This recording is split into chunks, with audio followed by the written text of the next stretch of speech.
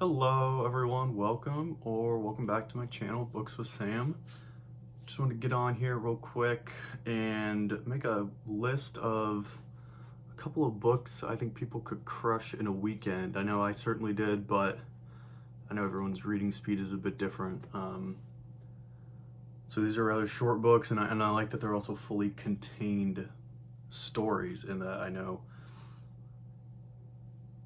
when you read fantasy or science fiction, a lot of the stories aren't contained necessarily in one book. It's more in a series, and a lot of books in that series, and the page count can really stack up. So I have a quick stack here. Oops, spoilers on the first one and the last one if you've been on the channel for the first couple of videos here. But yeah, as you can see, not too long at all. I guess a little update before we get into things. It's snowing here heavy where I am. I got about a foot of snow over the past 24 hours or so, and it's still coming down hard. I'm not going to be leaving anytime soon, and the snow is just piling up on top of my car that I ended up fixing the other day. If you saw my last video, I gave a little update on that, I believe. So I fixed my car, now I can't drive it. But hey, at least one thing's good. If you watch my car video, or the video in my car, I should say, my coffee was terrible. I have good coffee today. Life is good. Here are 5 short books. Kicking things off, which I've never seen anyone talk about or review this book online before, TikTok or YouTube or whatnot, but this is Of Cattle and Men by Anya Paula Maia. She is a Brazilian author. This was written in Portuguese, translated by Zoe Perry. And it is, the back says it's Cormac McCarthy-esque. Tells the story of a slaughterhouse in Brazil and some of the eerie, creepy, maybe haunting things that go around because of it, and the lives lost of the cattle and the men that interact with the cattle and each other on a day-to-day basis. Short book, 97 pages, but it's a complete story through and through. I read this in one sitting, little less than 2 hours, maybe an hour 45 minutes or so to page through this. Definitely give it a shot. I haven't heard anyone talk about this book or this author before, so let it be known now. Give this one a shot. This is Of Cattle and Men by Anya Paula Maia. Next one is a classic. Everyone's heard of it, but it's a classic for a reason. The Great Gatsby by F. Scott Fitzgerald. I read this recently, maybe the weekend before Christmas, and that weekend I also read it in high school, I spark noted it. Maybe I am not highbrow enough to get this book, but I enjoyed it. I thought the writing style was pretty neat. Each chapter feels like sectioned off into its own contained story almost. Almost feels like a collection of short stories, but it's not. I know it's a regular novel, but the chapters are very separate, if that makes any sense. But it's a complete story, and it's short. It's 175 pages. Yeah. If you haven't read this since high school, or if you haven't read it at all, definitely give it a try. I know I saw it through a different lens 8 years after I had first read it, so give this one a shot. The Great Gatsby by F. Scott Fitzgerald. Oh, and a good tip if you're buying these secondhand, which I thoroughly recommend. I bought this one new because I had a gift card to a local bookshop, and this was a shot in the dark. Talk about shooting from the hip, but this was a good one. Anyway, with these taught books that are popular in high school, Lord of the Flies, Great Gatsby, Of Mice and Men, Siddhartha, things of that nature. Make sure when you get it, you page through it if you care about this, but with annotations and whatnot. As you can see, there's a couple of annotations on the side here, and personally I don't really care too much. And it's funnily enough, looks like it was a dude that annotated in it. Yeah. Connor Jackson, shout out Connor, I have your book. But he only annotated maybe the first 15 pages or so he's just like me for real. But just something to keep in mind if that matters to you, annotation-wise. Moving right along. Now this one is a vibe. This one is odd. But it's very, very good. And I've never read anything like it before. This is Open Throat by Henry Hoke.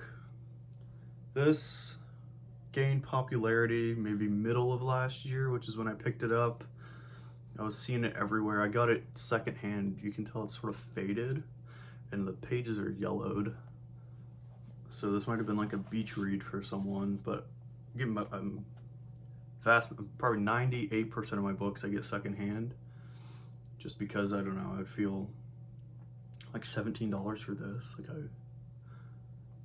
It's a good book, but I mean it's short, and it'll only open up to one of the more wordy pages here. As you can see, line spacing and margins are on your side. With this one, it's a short book as well, 156 pages, and there's maybe 75 words on a page. All in all, this will take you, I don't know, an hour and a half to read, similar to Of Cattle and Men. But this is very odd.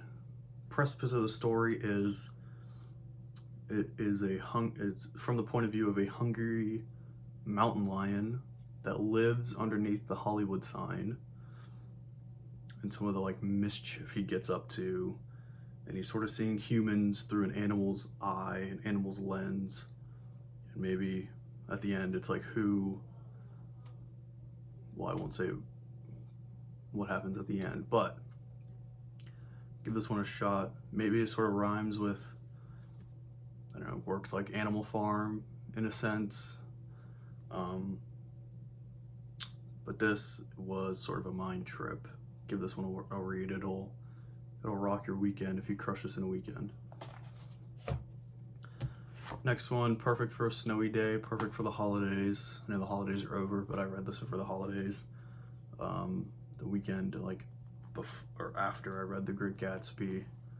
A Christmas Carol by Charles Dickens. This is the shortest, no, not the shortest, second shortest entry here. 125 pages. Line spacing isn't on your side, but the margins are. This edition is cool. It's the Arcturus edition. This is sort of like people make them out to be like the cheap editions. I have a couple of them. I like these because they have pictures in them at the end of every chapter and at the start of every chapter, and some throughout. Obviously I had seen the film adaptations before, so I could like visualize what I was seeing, but the pictures were sort of a good thing to have written from, or I guess drawn from, Charles Dickens' illustrator's mind in whenever this was written, 1843. So yeah, everyone knows the story of A Christmas Carol. It's a shorty but a goodie. You may get tripped up on some of the language here, as the book is nearly 200 years old, but just take it slow. This is a classic in the holiday yearly reads. The first time I've read the book itself, so this may be my new tradition of reading this every year. I think I started it Christmas Eve and finished it on the 26th of Christmas, or December. So yeah, just sort of the, I don't know, perfect Christmas book. A Christmas Carol by Charles Dickens. Last on the list, this may come as no surprise to anyone here. Maybe my favorite book of last year. At least top 3. That is, no dust jacket on it, but that is Heaven Has No Favorites by Eric Remarque. I like this like hardcover old book. I don't think this was like a first print, but this is one of the first printings of it. Translated from German. He's a German author. And he also wrote the book All Quiet on the Western Front that has multiple film adaptations as well.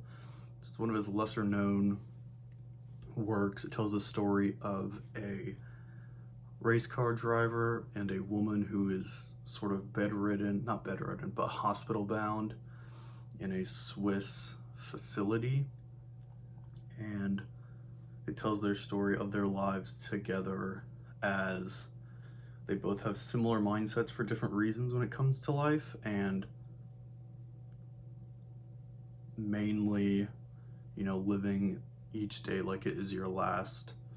The race car driver doing reckless things, and this woman being told that she doesn't know when she will die. And so they sort of join forces, and the rest is history. You'll have to read this book to find out what they get up to. But very, very good book. It's sort of it's a romance book. It's a car racing book, which I love. I love cars. It's pretty funny at times too. It's gut-wrenching at times as well. It's sort of really got everything.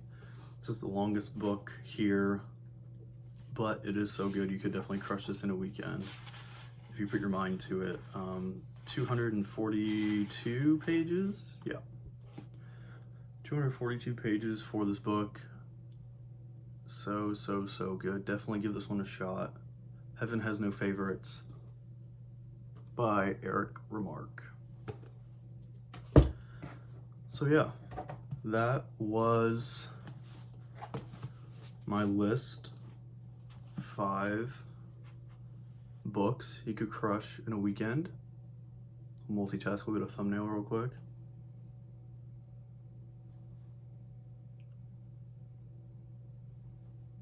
Love it.